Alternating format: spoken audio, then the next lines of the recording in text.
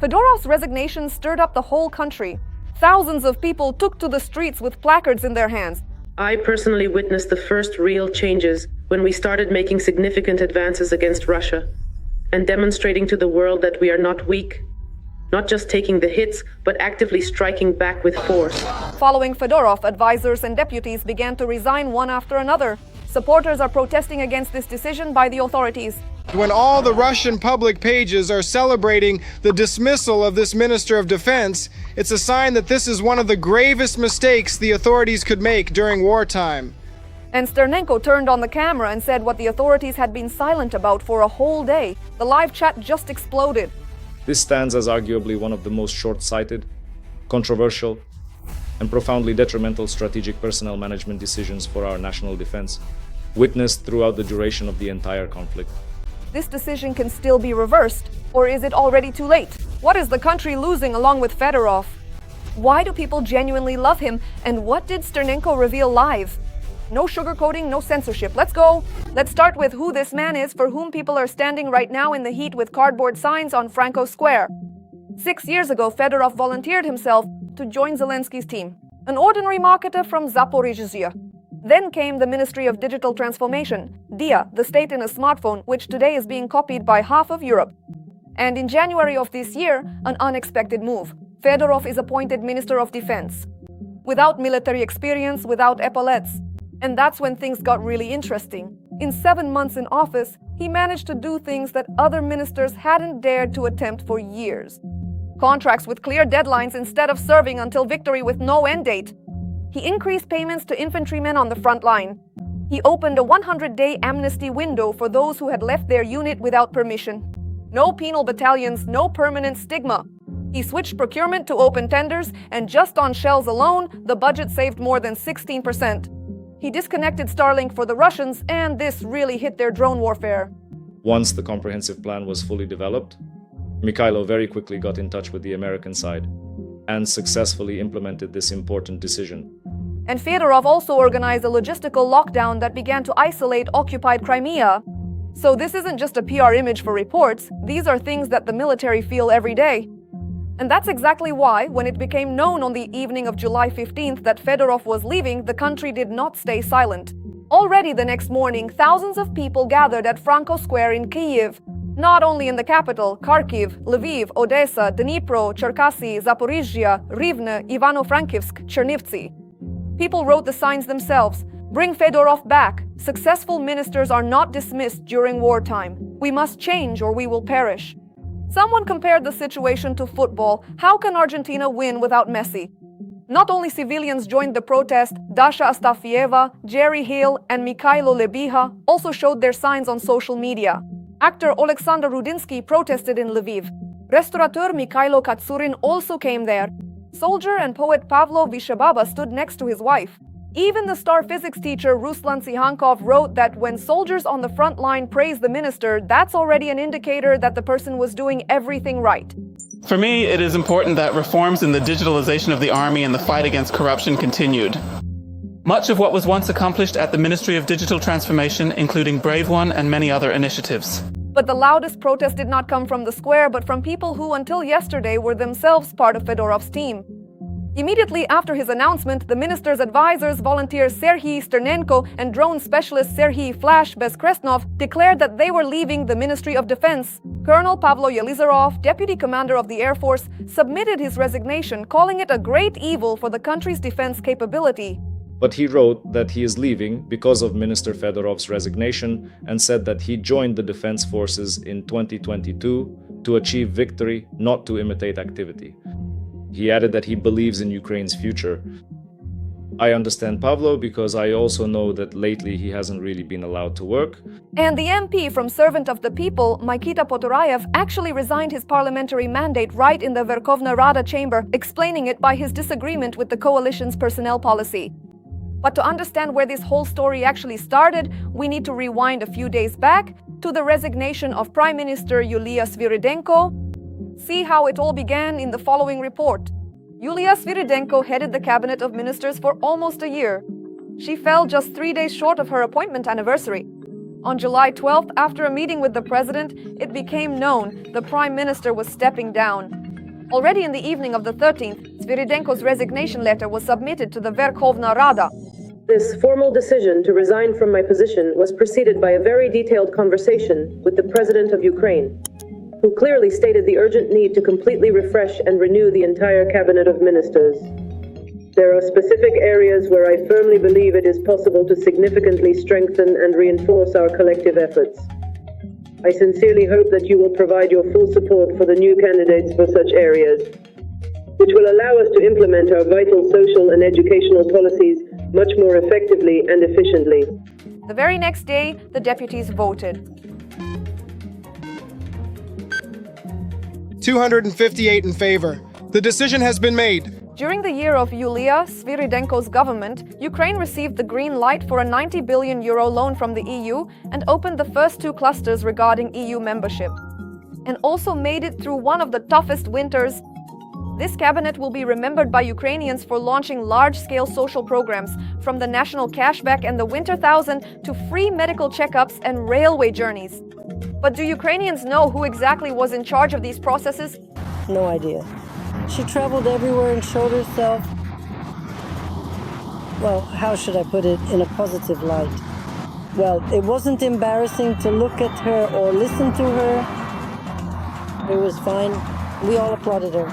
Yeah, I know she promised something for Vaishnev, some kind of aid, billions or maybe 3 million, something like that.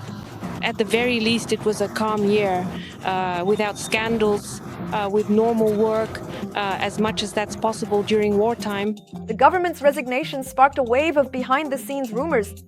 And the main question, who will take the prime minister's seat? The media and MPs had 4 candidates on their shortlist.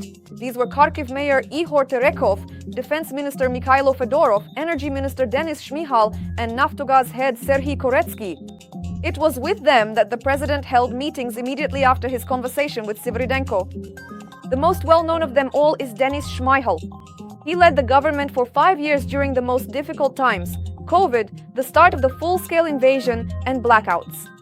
In the summer of 2025, Shmihal left his post as Prime Minister for the Ministry of Defense, and at the beginning of 2026, he headed the Ministry of Energy. He is quite a well-known representative of the president's team. In fact, he is used as an anti-crisis manager. At the same time, I think he will be given the opportunity to finish his work in his current position at the Ministry of Energy, especially in the context of preparing for the new heating season. Another well-known candidate is Mikhailo Fedorov. He has been part of Zelensky's team since 2019. He is the creator of the Digital State and the DIA app and headed the Ministry of Digital Transformation. In 2025, he received the position of Deputy Prime Minister, and already at the beginning of 2026, he headed the Ministry of Defense. He has once again a reputation as an effective manager who can organize work in any field. At the same time, well, it would probably be logical if he were allowed to complete all the changes and reforms he planned in the Ministry of Defense, which he took over relatively recently. Bets were also placed on the mayor of Kharkiv, Ihor Terekhov. The main argument in his favor is his unique experience managing a frontline city under constant shelling, building underground schools, and maintaining critical infrastructure. He has proven himself to be a fairly effective manager in the crisis conditions of Kharkiv's life, which has been, let's say, on the front line of Ukraine's defense since 2022. But nevertheless, life in the city goes on no matter what. Kyiv residents also speculated about who would head the new government. We need military authorities. We'll restore order. Shmihal has already been Prime Minister. Fedorov is now the Minister of Defense. Quite an ambitious, I would say, personality. Yes, obviously the head of Naftogaz, Syrskyi, became the favorite. Today he already met with the deputies as a candidate for the position of Prime Minister. He shared his vision of how the renewed government should work and which areas of work are priorities, according to the head of the Servant of the People faction, David Arakemia. However, for ordinary Ukrainians, this name still means little. God, I don't know. No, I don't know. If you don't know who this is, let me tell you. Since 2022, Syrskyi has been the director of Ukernafta and Ukrtatnafta, During his tenure, the unprofitable Ukernafta became one of the most profitable companies in Ukraine. In the spring of 2025, he became the chairman of the board of Naftogaz with almost empty storage facilities, but managed to prepare the country for winter. So that's how several names appeared at once on the political chessboard. And Fedorov was among the main candidates even for the position of prime minister. But the outcome turned out to be completely different from what was expected. The official version from Zelensky himself, which he voiced to the servant of the people faction, sounds dry. A systemic conflict between the minister and commander-in-chief Syrskyi, which could not be resolved for years. Ideally, both should be replaced, but I can't do that at the same time.